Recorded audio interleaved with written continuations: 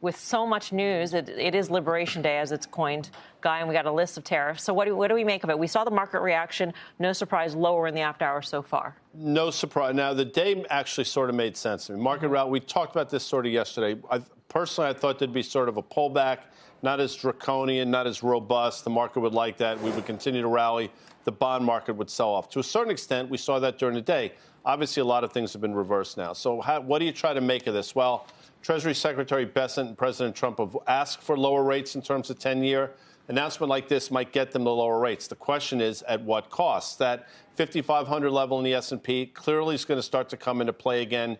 But, you know, secretly, I wonder myself, have deals already been in place, despite what they say about we're not going to negotiate, you can't call us, or things in place where a week or so from now, there's countries at the White House or the Rose Garden that are acquiescing, and there's some sort of detente in terms of what's going on. So maybe this is sort of act 2 or 3 in a 5-act play. Yeah, I think the debate, and, you know, a lot of folks have been talking about this, is this policy or is it politics, right? And so at the end of the day, it's kind of what Guy's just talking about is like, are they going to take the calls to your question? Are they looking to do deals? And, you know, when I think about how targeted some of these tariffs are and how basically, whatever they come back with, these countries that are being targeted, a lot of these are really in Trump country. If you think about it, they're in red states. You think about what happened with farmers going back to 2018, the trade war. I mean, they collected tariffs. They collected tens of billions of dollars in tariffs from farmers. And then you know what they ended up doing? They ended up giving it back to them in relief, you know. So you're going to do that to the auto workers in, you know, in Michigan. I mean, the list goes on and on. So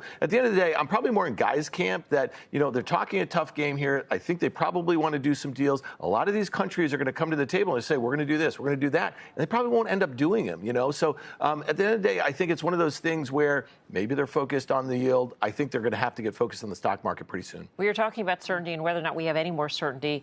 As Megan had mentioned, even though we know these country-specific and the baseline tariff regime that we will operate in, we don't know the sector-specific ones, such as on pharma, which will face tremendous tariffs because many of the raw materials come from China.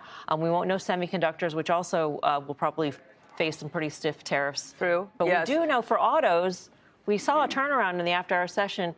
Somewhat. GM was down as much as 3%. It's now down 1%. You're pointing out also the Mexican peso. Yes, and that was sort of, I actually rallied a little bit. I don't know where it is right this minute, but I think, do we have certainty, not on the things that you said? Yeah. Do we have certainty on what the worst case scenario is? I think we do.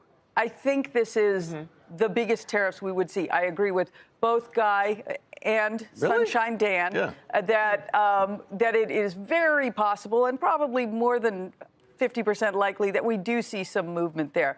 It's interesting after the first round of tariffs going years back, how there was such a push to leave China manufacturing, go elsewhere, go to Vietnam, go to Thailand. Well, okay, so that's sort of been thrown into flux. I think, you know, you're right to see the 10-year, could the 10-year come down and inflation go up?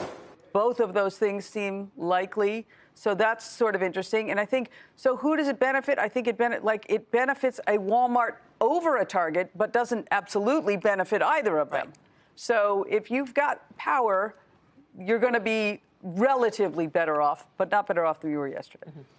I'm not the desk statesman, so me trying to parse whether this is going to be policy or politics, as Dan stated, I just think for me it's probably over my head and outside of my level of interest. What I am concerned about is how this is likely going to affect the stock market and what is Trump's willingness to affect the stock market. And I think here we have seen that this is probably worse than the worst case that was modeled in. And so even if we do start to see some reprieve from what the levels that have been indicated right now, what is likely going to be the stock market response? I think any presidential put, I think you might at least want to rethink whether that is actually in play.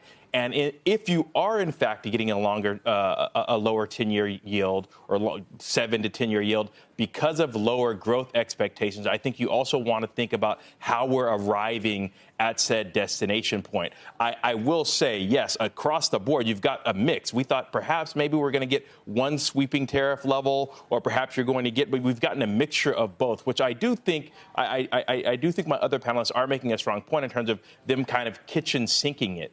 However, you know, given his reluctance to pull back, despite what we have seen in a weaker stock market, tells me that perhaps he is a bit more emboldened than we're giving credit for being.